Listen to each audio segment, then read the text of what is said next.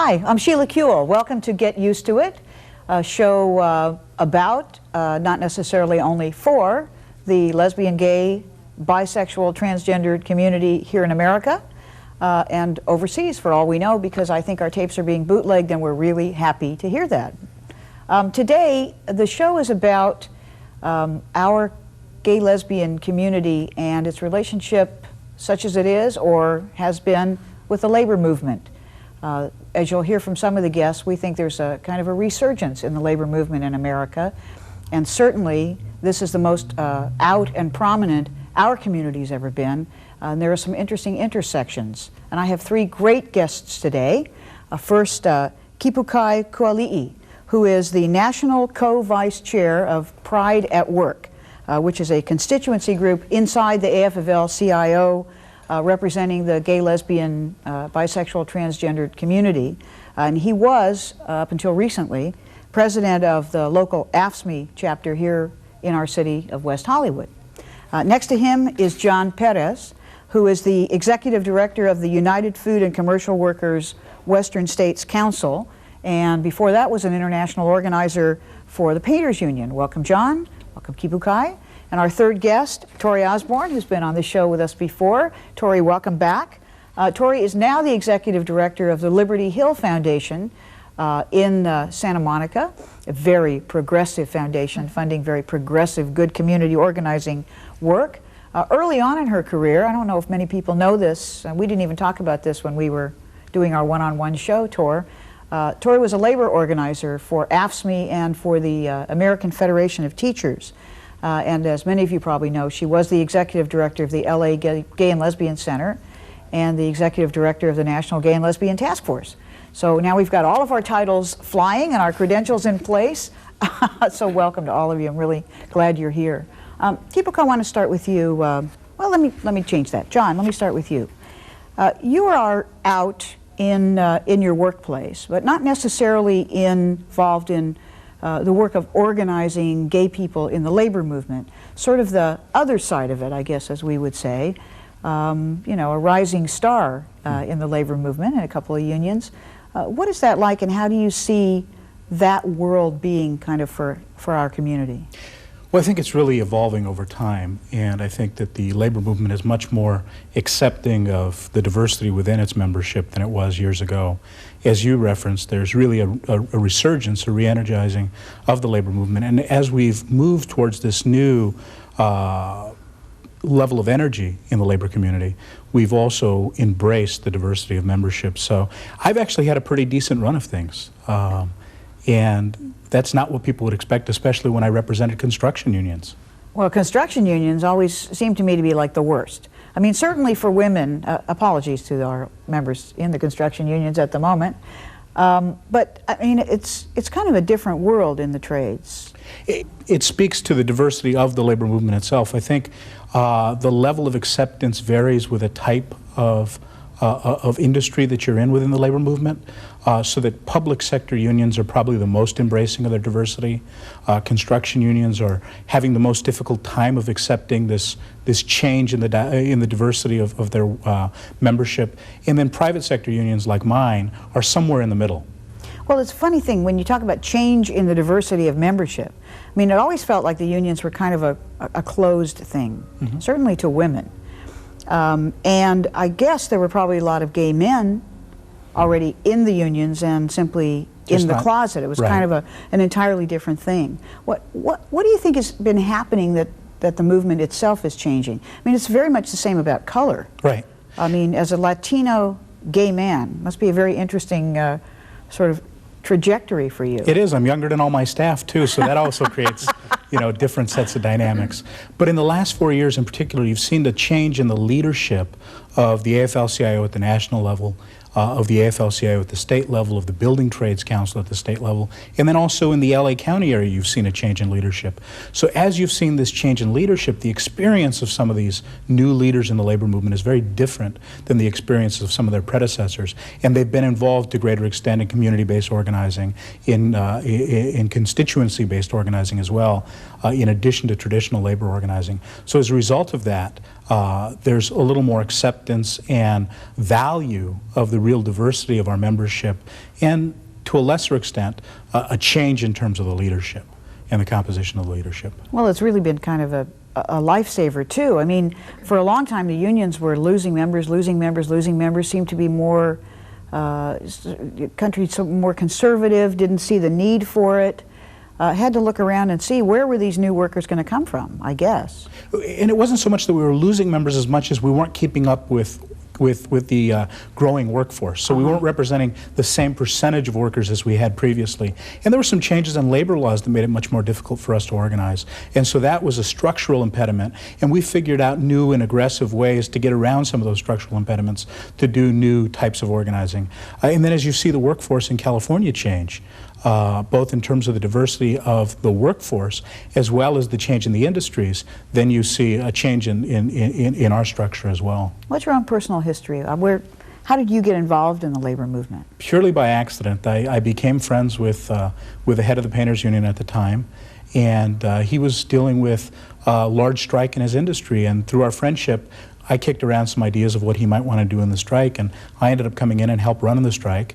And at the end of the strike, I was ready to go back on my way, and the international president of that union invited me to do organizing for them across the country and do organizing training. So I did that and dabbled in their political stuff. And as I was ready to transition out, the United Food and Commercial Workers, which is the largest private sector union in the country, was restructuring its operations here in California, and asked me to come and take over their state's council. And were you out when this very first sort of entree happened? I wasn't out at the time that I got the first job at the Painters Union. I was out after I got there and during the time I worked there. And definitely I was out when the United Food and Commercial Workers asked me to come over and take over the state's council. What was that like for you? It was actually very easy because of the people I worked with, and it was at the Painters Union. I came out over a period of time, so people knew me as a person. It wasn't one painter just, at a time. Yeah. Actually, they represented decorators too, and somebody said, well, the decorators were on my side. So was there? So if your experience was not that difficult, I mean, I can't imagine. Maybe it's my imagination is wrong, but the labor movement would not seem to me to be the most welcoming place. And I heard what you said about segments of it. Maybe I'm only imagining the trades, but I think the trades get a bad rap, and part of it's because the nature of the workforce in the trades is that you don't have the same level of job security that you do in public sector employment and even in other parts of private sector employment. And the union represents you on a day-to-day basis on the job, but you still have to compete with other members of the union for the job. So there's a different kind of dynamic in terms of membership there. But in terms of the folks who actually run the unions on a day-to-day basis, very accepting.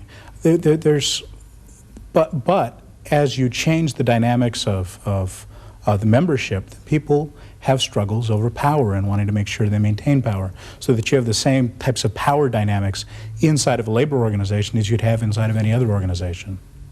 So, are there other people in various of the unions who are out? There are a lot of representatives, business agents, and line organizers who are out. There aren't a whole lot of heads of unions that are out. And I don't know how many there are that are closeted. But it's definitely an area where we need to do some work. And obviously in the area in terms of women in leadership roles, we need to do some work.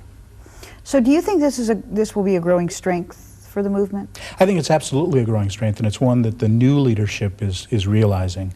And as we change the way we organize our unions after people are already members, then I think we're much more welcoming and inclusive than we had been in the past. But there's a lot of ground still to cover. I mean, by no means is it an ideal situation yet, just like it's not an ideal situation in any other workplace.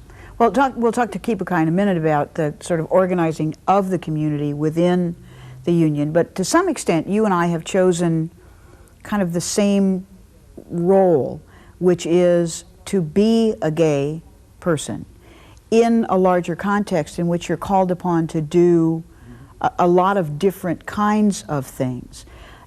Is there any way, I don't know, this is sort of a hard question even to put and probably worse to answer, but Is there any way that you feel that your own experience from both sides, sort of on the race issue and sexual orientation, sort of helps in terms of your relationship to, to working people and the concerns? Because I think that unions have always seen themselves as the oppressed people in society too. Right. And I think it really has helped. I mean, knowing that you struggle with issues in terms of how people perceive you and how they interact with you, I think helps you be more empathetic and helps you understand the situation that workers that you're trying to organize face.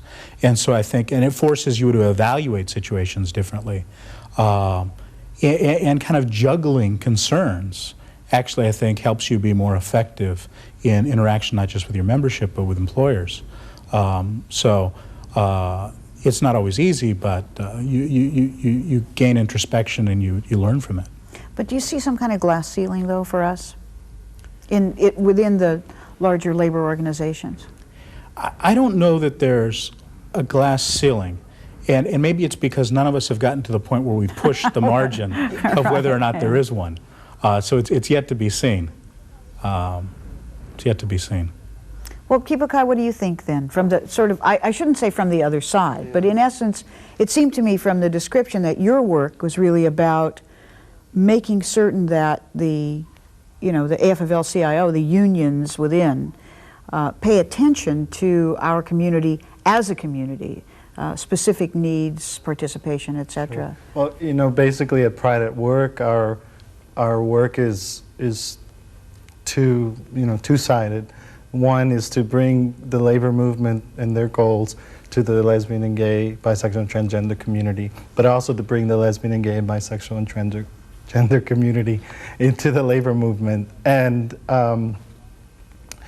in doing that, the idea is to build the alliance around organizing around social and economic justice. I feel that there's so much farther to go. I mean, there has been some level of acceptance in the labor community, and things are beginning to move, but we as rank and file workers, lesbian, gay, bisexual, and transgender workers, have to move it from the bottom up.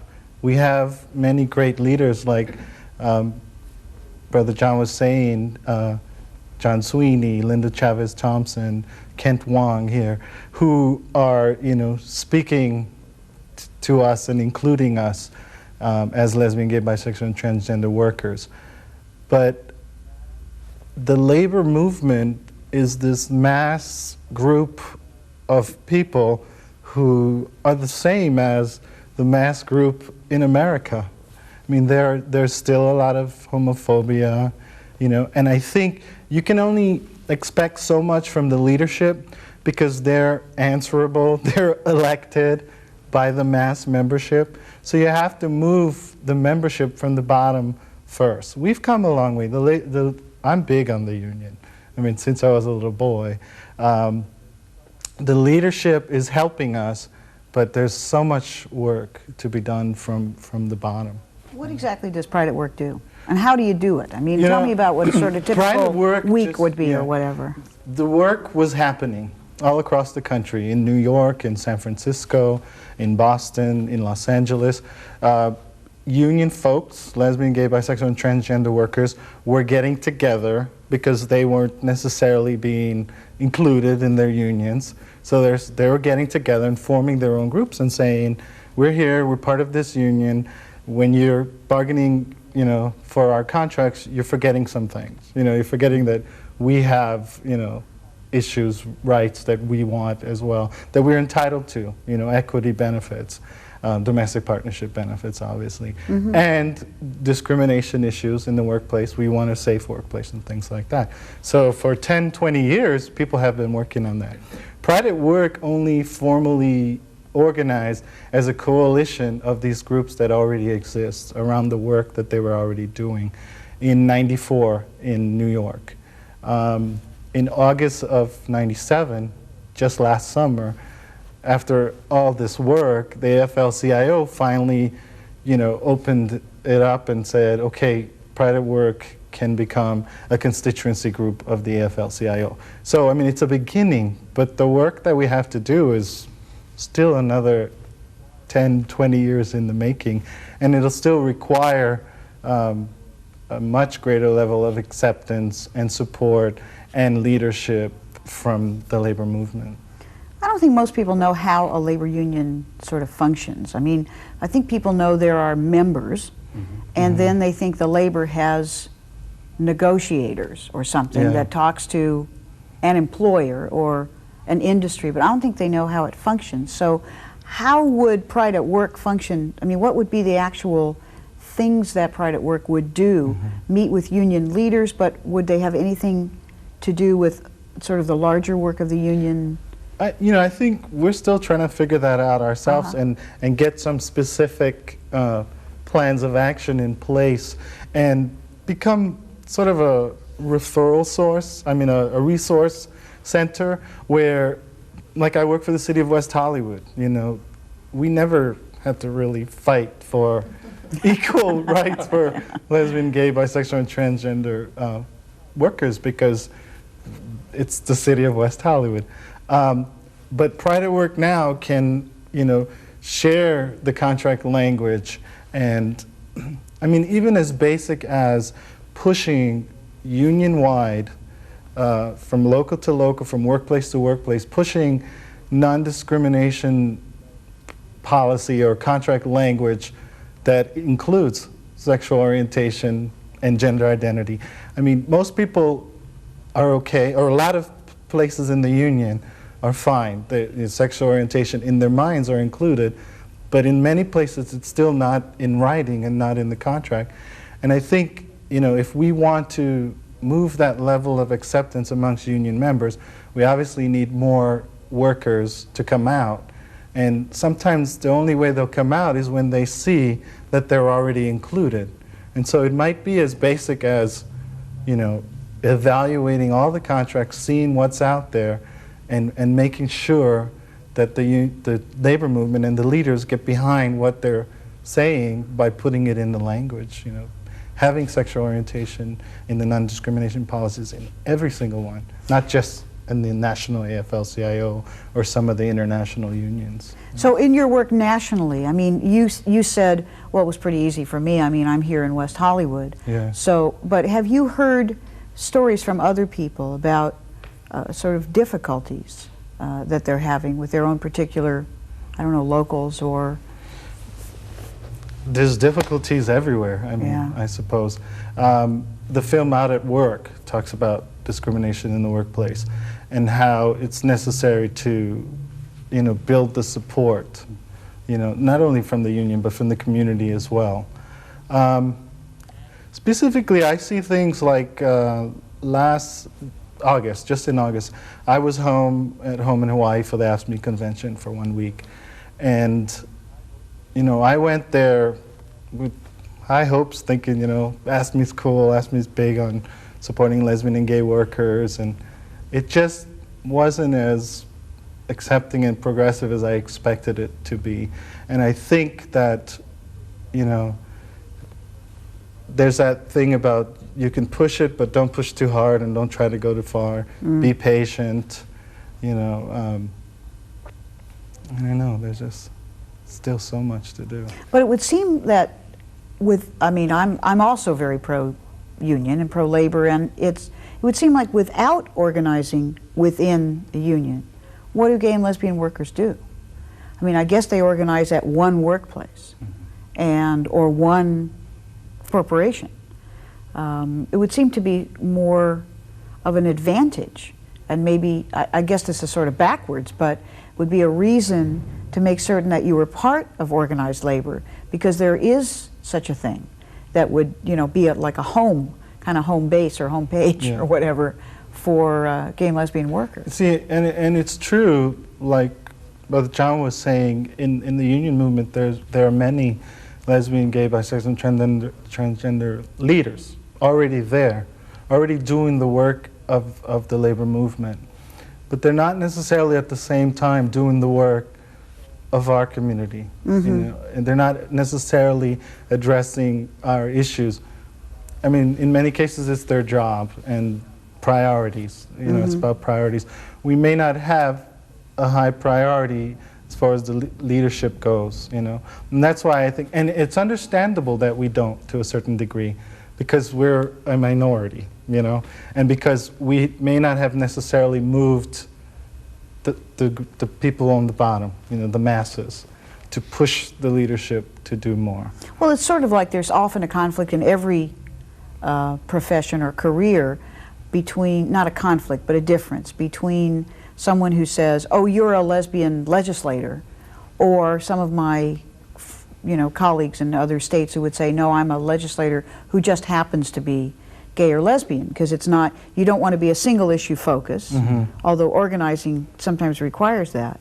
But you also don't want to say, oh, don't pay any attention to the fact, that I'm gay. I mean, I think John's made a great sort of accommodation, because clearly, out and proud, but is not just only working on those issues. I absolutely think of myself first as a worker and then as a gay man. And so, I mean, even through the union, I'm fighting for so many more issues for all workers, But then you also have to make sure that you don't lose those workers that, need the help the most, the lesbian, gay, bisexual, and transgender workers. So, I mean, and if I don't say it or push it, then who will, Well, that's the interesting question. Torie, you're very young to have a long view on these things, but when you were very young, you were doing organizing of secretaries at college, right? And then in the Teachers Guild, and when you were at the center, you were management, but it's a union shop.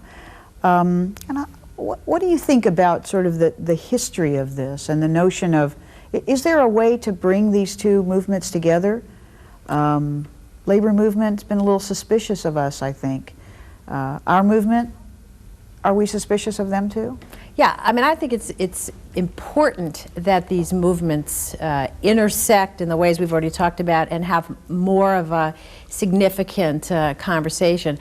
I don't think it's a coincidence. I think there are a lot of reasons that kind of make sense, for good or for ill, and I do think it's history and I think it's changing, but that the star has been rising kind of the gay and lesbian movement over the same period of time, really, that the labor movement has had some problems. The last 30 years, until Sweeney came in the last 5 years, which I think has really re-energized the labor movement as a movement, I think the trade union community in this country has had a lot of problems, not the least of which have been about staying relevant to the changing workforce, including, not limited to, gay and lesbian community, obviously the women's community, and the diversification, the changes in immigration patterns, ethnic, demographic shifts in the community and in the country. But I guess what's interesting to me is that in the gay and lesbian community, so at the same time, of course, it's been a conservative era. So the right wing has purposefully devalued the labor movement, has purposefully pushed, in general, sort of values that are not the values of solidarity, and really of honoring working people in general. If anything, we come out of 20 years of over-identification with the rich and of a sort of glorification of the rich. And it still shocks me as an old, new lefty who came out of the 60s, when I see young gay men and lesbians who think of and I mean even of color, and even from working class backgrounds or from poor backgrounds, who talk about Donald Trump as their idol, or who sort of do this over-identification with the rich.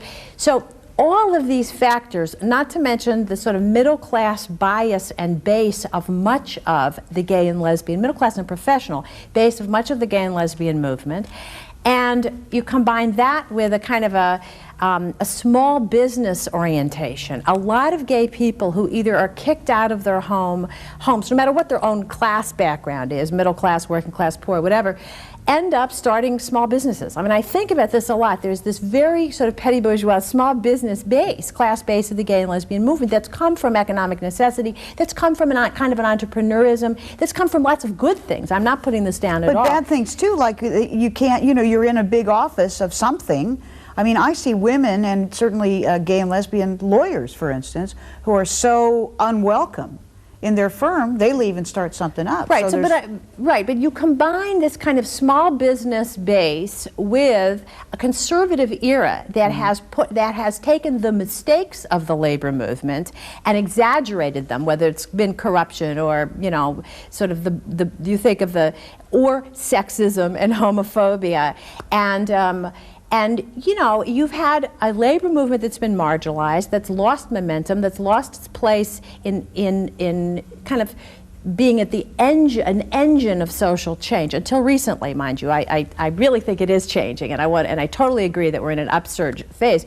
So, but at the very same time, the gay movement has come into being. So, you know, sort of combine all these things with real homophobia, and if I might add, as somebody who was in a position of management, in some very real ways, particularly in the positive and progressive forms of community-based organizing that have come out of the gay and lesbian community. Now, remember, we are a movement where community organizations have been part and parcel of our own movement for liberation, because we're ostracized from mainstream institutions, from our families, from churches, from unions, we've created community-based organizations. So, you take an organization like the Center, the Gay and Lesbian Center in Los Angeles, it becomes a union shop, and in this very weird way, the traditional union structures, the adversarial worker management kind of either or, quite old style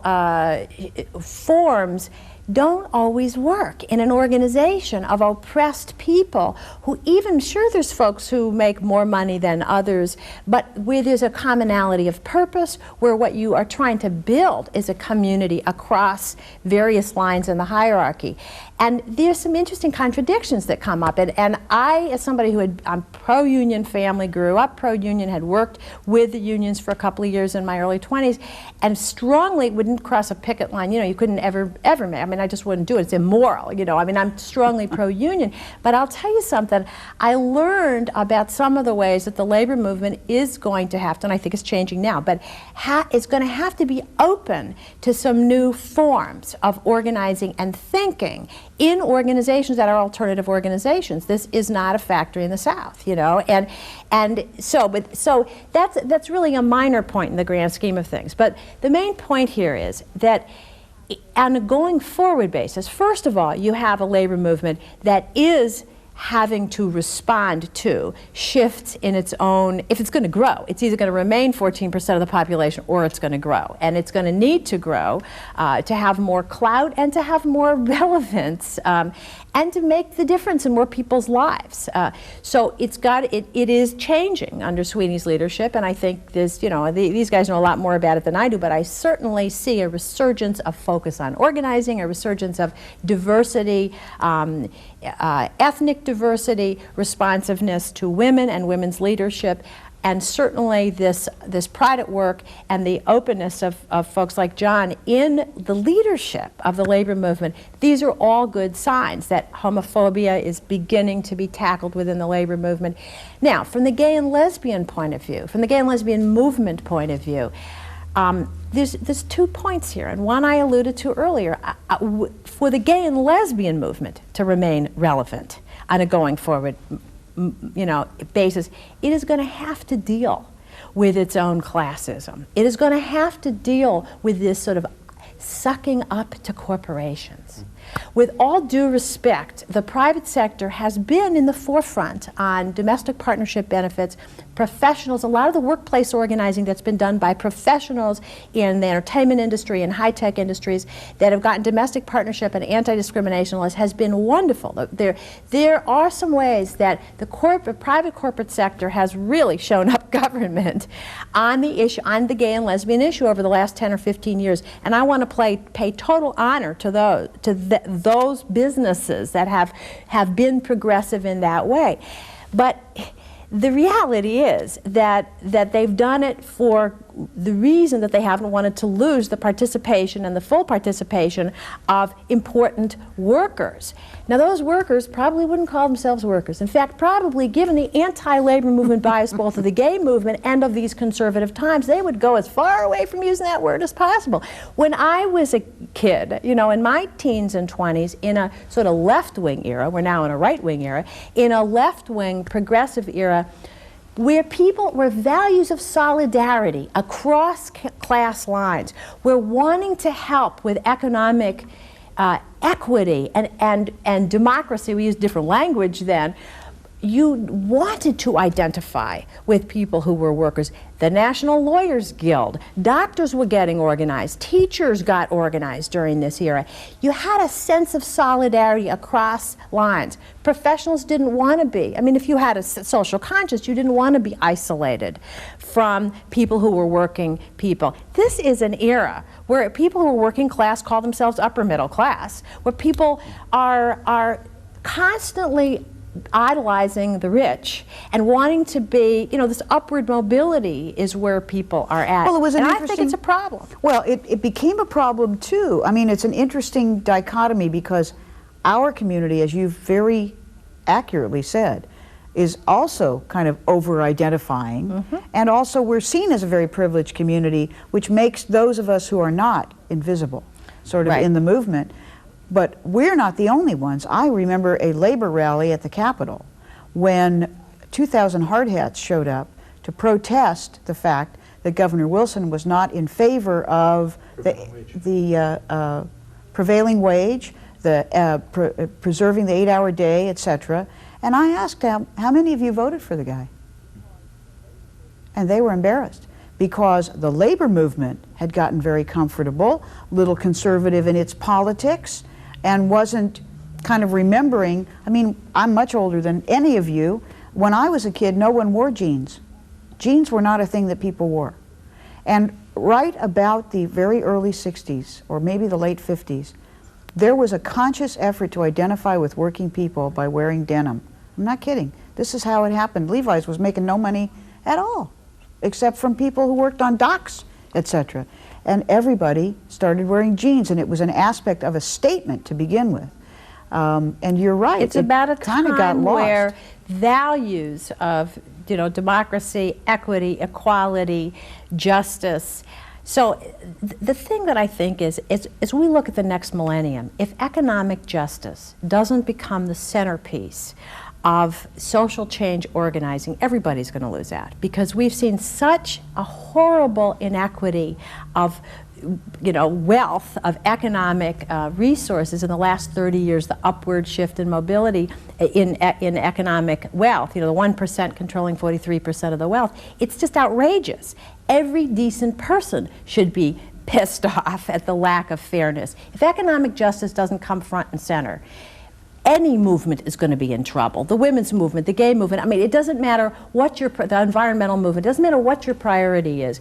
So, and what is at the center of economic justice is the labor movement. So the gay and lesbian community will become more and more irrelevant if it doesn't deal with issues of economic fairness, issues of economic justice, not just because there are plenty of working people, of working class people, people who are in unions or should be in unions who happen to be gay and lesbian. Not just because of that, but because of its sense of connectedness to building a better world for everybody. So, John, do you see that kind of awareness, though, within the unions? I think that there's definitely that kind of awareness, and I think that you have to, when you look at the labor movement, you have to ask about structural internal questions that Pride at Work and KipuKai's work in particular really start addressing, and then you have to deal with the external issues. So that, for example, the labor movement has been really on the front lines of fighting for domestic partnership benefits for workers in a variety of sectors, in the public sector in particular, but in a variety of sectors. And then this year, for example, a great example is when the Speaker had a bill that would have treated discrimination in the workplace on the basis of sexual orientation the same way as any other workplace-based discrimination, there were more union officials in the room talking about the importance of it than there were traditional representatives and leaders of the lesbian and gay community, so that there's a nexus around certain sets of issues, and that's where I think we have the ability to build from. And so there's obviously tons of work to be done, but and you and I talked about this the other day. There's a change. This year, when the California Labor Federation held its biennial convention to choose its leaders and to decide which candidates to support, and they had their banquet, there was only one entertainer, and that entertainer happened to be a gay male comedian. That's a major step. And 2 years ago at the Democratic National Convention, when John Sweeney, the president of the National AFL-CIO, got up to speak, he was the first person that evening to talk about the lesbian and gay community in terms of it being a core constituency. So there's definitely a transition, but it's not just because of the change in leadership of one person like a John Sweeney. It's really because there has been a change in terms of the overall leadership, and there's tons of work to be done, but we've made some significant gains in the last several years. So the tons of work to be done, what is that? I mean, it all sounds very rosy. I'm a little suspicious. Well, there's a lot of work to be done in the gay and lesbian community. Well, that speaks. let's talk about that. I think when she talks about the, you know, the mood of the country and people are, you know, what's in it for me, they're looking out for themselves. The biggest change, the thing we have to most work on, and I think in the labor movement there's a good movement, I mean, it's happening there, is creating compassion again, where you're not just looking out for yourself, but you're looking out for your brother, you know, and that's what the unions are about, because you know your collective voice is raising benefits and pay for everyone, you know, and giving safe working conditions. Like last October, I went to the Organizing Institute up in Northern California with the AFL-CIO, and when those 3 days were over, I realized, wow, you know, this is like one of the most incredible experiences of my life, because they brought together like 30 or 40 people, young and not so young, and these were the type of people that were, number one, totally compassionate and enthusiastic and wanting to get in and find a way to do more work for others. And they taught us, you know, about union organizing. And you can see really how if you get out in the streets and you go knock on the doors and if you talk to people, you can make a difference. But creating the mood of the country where you move away from individualism and more into looking out for each other, that's the biggest job. Like and that's like so much work. Right, but that's not just the job of the labor movement or the gay and lesbian movement. I mean, this is a national crisis here. I mean, we need a values revolution. You know, I agree with the Pat Buchanans of the world that say that we're in sort of a war for the soul of America. We are. And right now the right wing's winning. Well, the good news is they'll never represent more than 30% of the American people. But the rest of us have got to get our acts together. And we do need a values revolution. We need to counteract this selfishness, individualism, greed that only benefits the top, really. It really only benefits the status quo and a few people who are the wealthiest, and the rest of us, whether you're upper middle class, working class, or poor. The poor have gotten the worst end of the stick, but 75% of Americans' wages have been frozen. There is this myth that we have this rosy economy out there, and 25% have benefited. I've benefited, but you know what? Where is the benefit where my salary is good, but every day I see the desperation and poverty of people who are homeless, or, you know, or a living wage campaign that gets won in the city of Los Angeles after a 2-year struggle. A living wage is only $9 an hour. I mean, this is $15,000 a year for a family of 4. And these issues, I mean, we really have to return, not because I say so or we say so, but because when there's a sense of national purpose undergirded by values of compassion and fairness, and I really am one of these people that believes that most Americans believe in compassion and fairness. It's just that we haven't been talking to each other enough. We haven't, not only have we not been organizing as aggressively as, you know, the labor movement or the gay and lesbian movement for that matter. The gay and lesbian movement does too little organizing in the classic sense of training young people about leadership and organizing and getting the word out, and I think that that's developmental. I mean, you have to get yourself together and build your sort of base of support, and then you get to go out and do more organizing, taking the message out.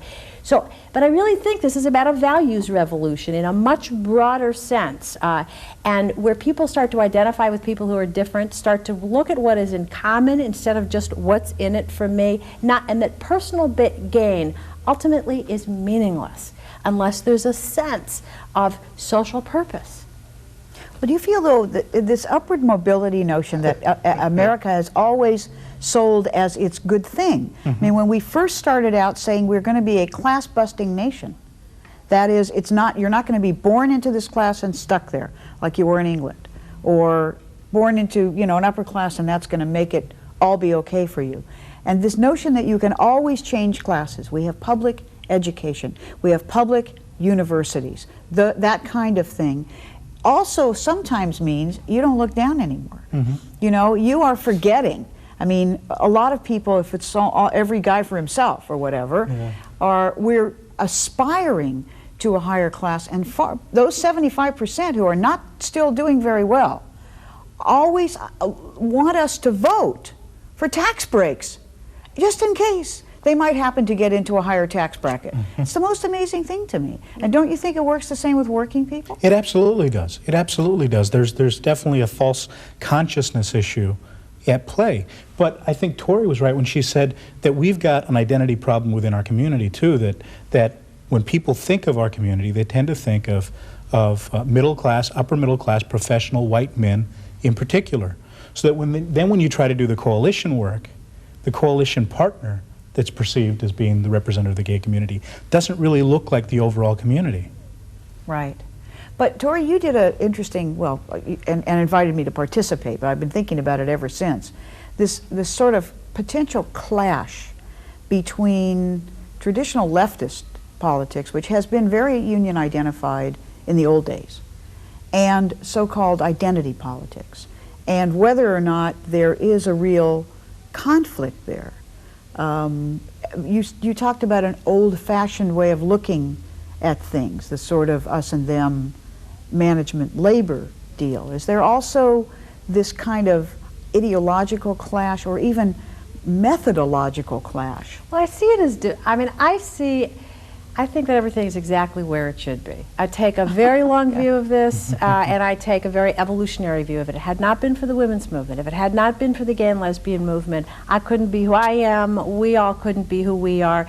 Those brave drag queens who hurled those shoes at the cops, you know, and we're building on what had come from before in the women's movement, we're building on the civil rights movement, the Chicana movement. I mean, all these things had to happen. They have meant, however, a fragmentation that I think has outlived its usefulness. So that those of us who have spent 10 or 15 years building the gay and lesbian movement, building the women's movement, needed to do that. These are good things. And there will always be a need for an autonomous women's movement, an autonomous African American movement, there will be needs for home base, for people to find their voice, to build the self-esteem.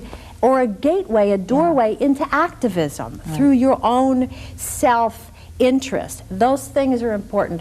They don't go away. Some of you outgrow them. They continue to be the gateway. You need the gay centers, you need the women's groups and so forth. But there is a way in which it becomes dead end. And I think we're seeing it in the gay movement now. I frankly think we are seeing a dead end, the same way as we saw a dead end of lesbian feminism at the end of the 70s and of, frankly, gay, white, male reform politics that was brought together because of AIDS. If the AIDS crisis hadn't happened, man, those lesbians, they would have been processing in those communes in Oregon forever, and those white men would have been discoing forever, those gay men, and a few of them, I mean, AIDS brought the communities together, brought men and women together, brought the people of color into the mix for the first time, created the possibility of a vision.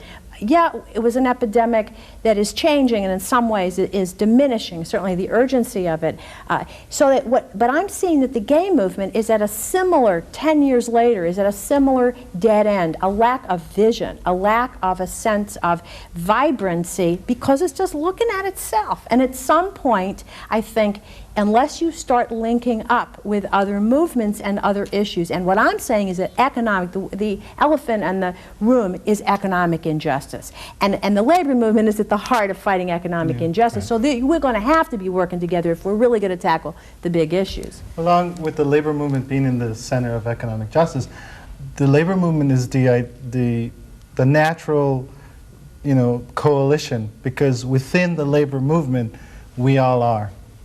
African American, Latinos, lesbian and gay, bisexual and transgender, we're all there because it's another face of America. So it's natural that the labor movement take that on. I think as lesbian and gay, bisexual and transgender workers, we have to work through the labor movement and obviously bring the lesbian and gay community in on the fight for economic justice. We have to make the lesbian and gay, bisexual and transgender community realize you're not just professionals and wealthy. Maybe you are, maybe you have a good job and you make good money, but what about your other lesbian, gay, bisexual, transgender sisters, brothers, the working class ones, the working poor? We don't recognize them, but we need to. And I think through the union we can, make them more visible. Do you see a reluctance, though, in gay and lesbian people looking at whether they're going to join the union or not, thinking, well, maybe that's not a place that's going to be friendly to me? I think so. I think what happens is that if they're in a workplace with professionals and they can get what they need from their employers, they think they don't need the union. Again, because they're just thinking about themselves. If you're thinking about everyone else, then you understand the idea of a union is not just for what you can get, but what you can get for your brothers and sisters, for building the whole movement. There was some discussion earlier about lesbian and gay employee associations at certain companies and the efforts that they've had in terms of bargaining for or asking for domestic partner coverages for a variety of other things. That doesn't carry the same weight as coming in as a truly organized, recognized, legally protected bargaining unit that can actually sit down and extract those benefits from employers that aren't as willing to go along.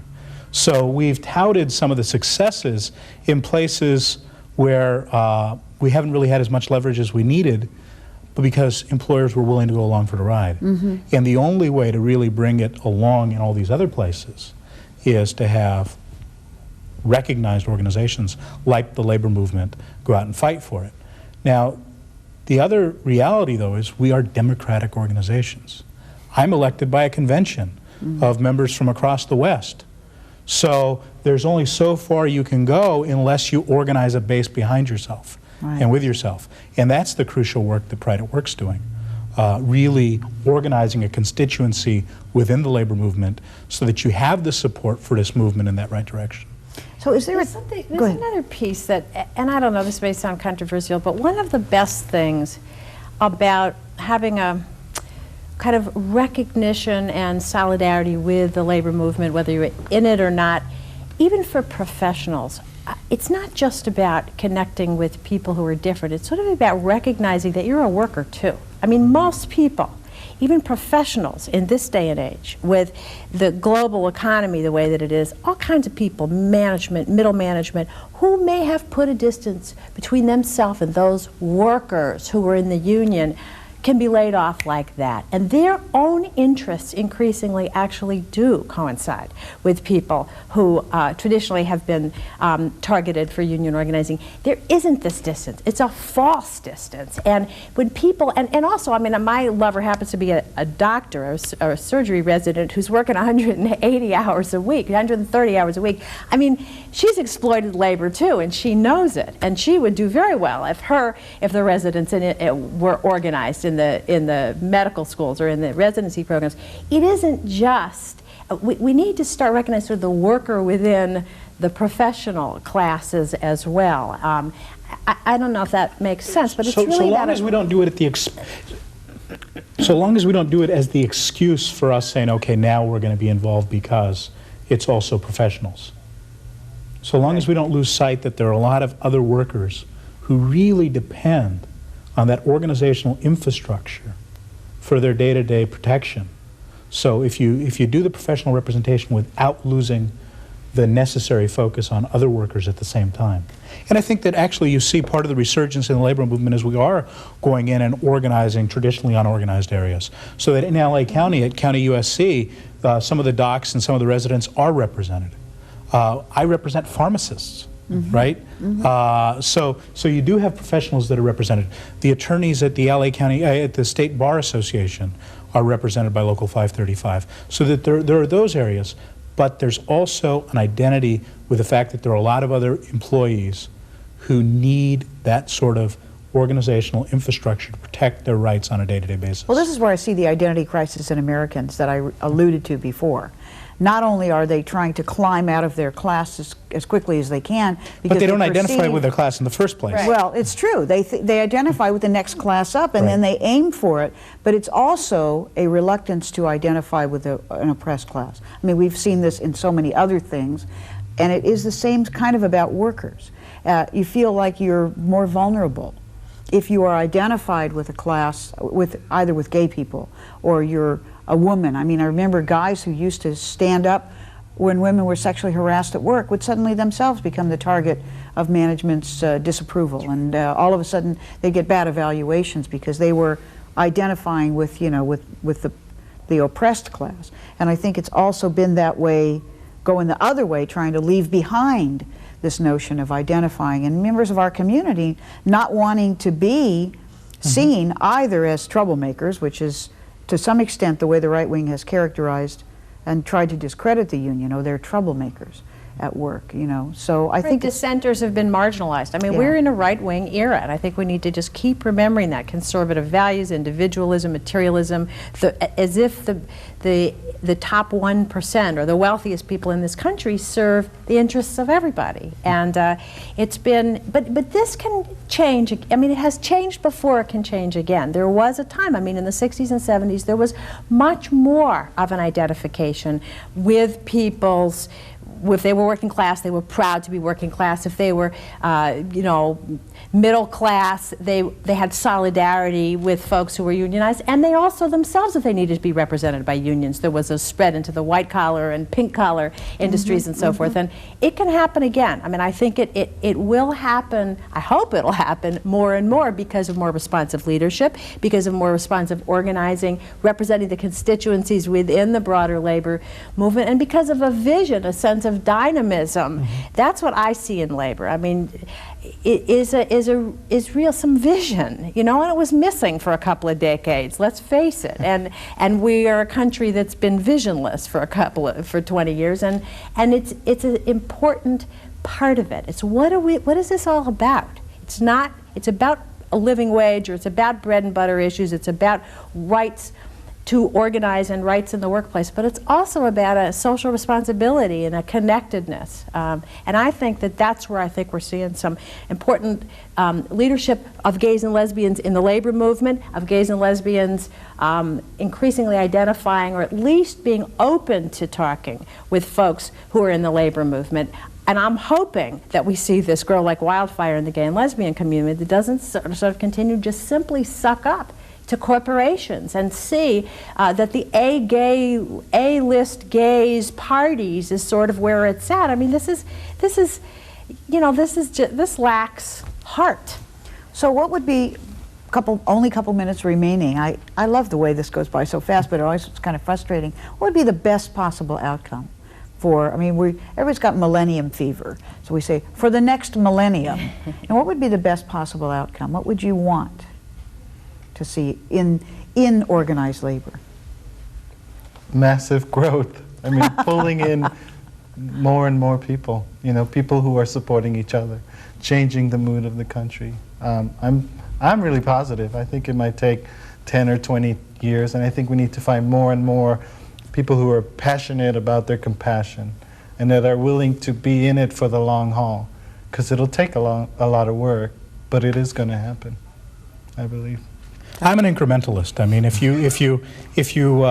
be happy if you made sure that in the next 10 years you expanded, you doubled or tripled the bargaining units that had domestic partner coverage, that you changed the survivor benefit policies of trust funds throughout the state and throughout the country. If you did some very measurable gains that really impact our membership, and then also grew membership over that same period of time. Well, I'd love John Perez to be head of the AFL-CIO, and I just really want conversations across movements. I want labor movement, gays and lesbians within the labor movement, and workplace organizers who are doing kind of workplace organizing as professionals to be having more empathy and real conversation with working folks who are in unions who happen to be gay and lesbian. More conversation, more organizing, and a movement that is one movement that includes everybody who wants to transform this country. Torie, thank you. John, thank you. KipuKai, thank you. Most especially to you for watching. This is about work. This is about organizing. This is about our community. So next time you go to work, we're there. Get used to it.